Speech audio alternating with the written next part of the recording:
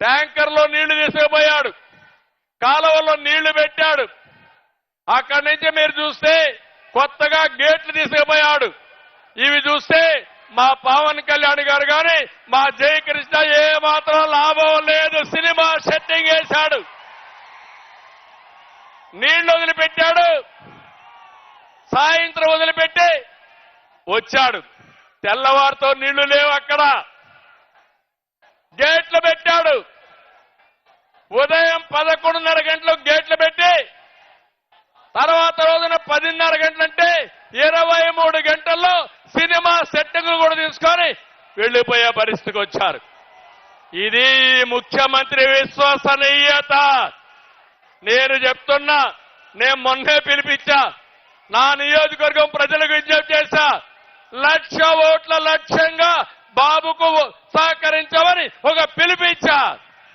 ఈ రోజు ఇక్కడ చెప్తున్నా, జగన్మోహన్ రెడ్డి నా నియోజకవర్గంలో 1,00,000 మెజారిటీ వస్తాయి, నీ నాటకాలు ఎవ్వరూ పట్టించుకోరని మరొకసారి తెలియజేస్తున్నా. తమిళు ఇంకో పక్క ఒక ఫ్లాప్ సినిమా జగన్ది. 2019లో అధికారం కోసం పాదయాత్ర చేశాడు, జ్ఞాపకం ఉందా అని మిమ్మల్ని అడుగుతున్నా. నేను గాని అనుకోనంటే పాదయాత్ర చేసేవాడా అని మిమ్మల్ని అడుగుతున్నా. నాకు ఒక్క అవకాశం ఇవ్వండి అని బుగ్గలని మీరాడు, జ్ఞాపకం ఉందా అని అడుగుతున్నా. ముద్దులు పెట్టాడు, జ్ఞాపకం ఉందా అని అడుగుతున్నా. ఇవన్నీ కూడా పెట్టి పెద్ద పెద్ద ట్రైలర్స్ రిలీజ్ చేశాడు. మీరు అనుకున్నారు బాహుబలి సినిమా చూపిస్తాడని చెప్పి అనుకున్నారు. 5 ఏళ్లు పరిపాలన చూశారు, ఎక్కడికక్కడ అట్టర్ ఫ్లాప్ అయింది. నమ్మి ఓట్లేసిన వారు చీకొడుతున్నారు. ఆ సినిమా అట్టర్ ఫ్లాప్. దీనికి సీక్వెల్ ఉండదు.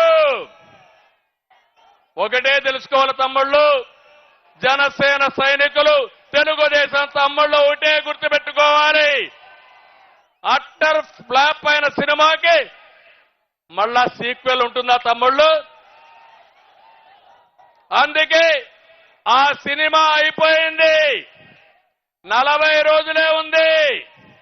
వైసీపీ రౌడీలకి రియల్ సినిమా 40 రోజుల తర్వాత చూపిస్తామని ఈ సభ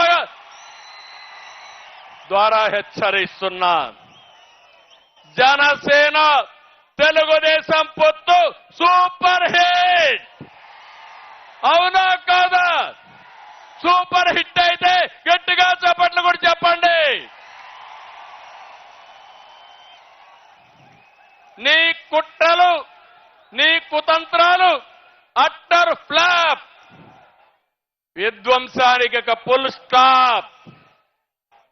అందుకే TDP Janasena winning team, YSR Congress party cheating team, అవునా కాదా?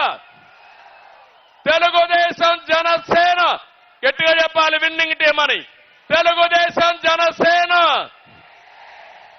YSR Congress party cheating team, YSR Congress party. ఒకటే గుర్తుపెట్టుకోండి, ప్రశాంతమైన రాష్ట్రంలో హింస, దాడులు, కేసులతో జగన్ అగ్గిరాజేశాడు. అంతటా అశాంతి, ప్రతి ఒక్కరిలో కోపం, ఆవేశం ఉన్నాయి. ఇప్పుడు అదే అగ్గితో మా తమ్ముళ్ళందరూ తెలుగుదేశం జనసేన తమ్ముళ్ళు వైఎస్ఆర్ కాంగ్రెస్ పార్టీని తగలబెట్టడానికి సిద్ధంగా ఉన్నారు. దీనికి వాయువు కూడా తోడైంది. ఎవరు తమ్ముళ్ళు ఆ వాయువు? ఎవరా వాయువు?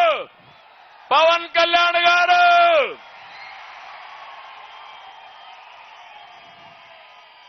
ఇక అగ్గికి వాయువు తోడైతే ఏమవుతుంది? వైఎస్ఆర్ కాంగ్రెస్ పార్టీ బుగ్గైపోతుంది. అవునా కాదా అని మిమ్మల్ని అడుగుతున్నా. అందుకే ఈరోజు మీ అందరికీ ఒకటే విజ్ఞప్తి చేస్తున్నా, మేమిద్దరం కలయిక ఈ రాష్ట్ర భవిష్యత్తు కోసం చేసిన కలయిక. ఈరోజు 99 సీట్లు అనౌన్స్ చేశాం. మిగిలిన సీట్లు కూడా అనౌన్స్ చేస్తాం. ఈ రెండు కూడా మీ ఆశీర్వాదాల కోసం మొదటి మీటింగు ఈ తాడేపల్లిగూడెంలో పెట్టాం. ఇది చూసిన తర్వాత నాకు అర్థమైపోయింది, ఈ గెలుపు ఎవ్వడు ఆపలేడు. గెలుపు మనదే. అవునా కాదా? అయితే మేము కూడా ఒక బాధ్యతగా అభ్యర్థుల ఎంపిక కూడా చేస్తున్నాం. 1,30,00,000 మందిని ప్రజాభిప్రాయం సేకరణ చేసి ఎక్కడికక్కడ అవగాహన చేసి ప్రజల్లో ఎవరుంటారో వాళ్ళనే అభ్యర్థులుగా పెట్టడానికి ముందుకెళ్తున్నాం. ఈ అభ్యర్థులు చూసిన తర్వాత జగన్లో భయం మొదలైంది. దీంతో మళ్ళా అభ్యర్థులు మారుస్తానంటున్నాడు. మన అభ్యర్థులు విద్యావంతులు, పేరున్న వారు. జగన్ అభ్యర్థులు స్మగ్లర్లు, రౌడీలు. వైసీపీ అభ్యర్థులు మళ్ళా గెలిస్తే రక్షణ ఉంటుందా అని మిమ్మల్ని అడుగుతున్నా.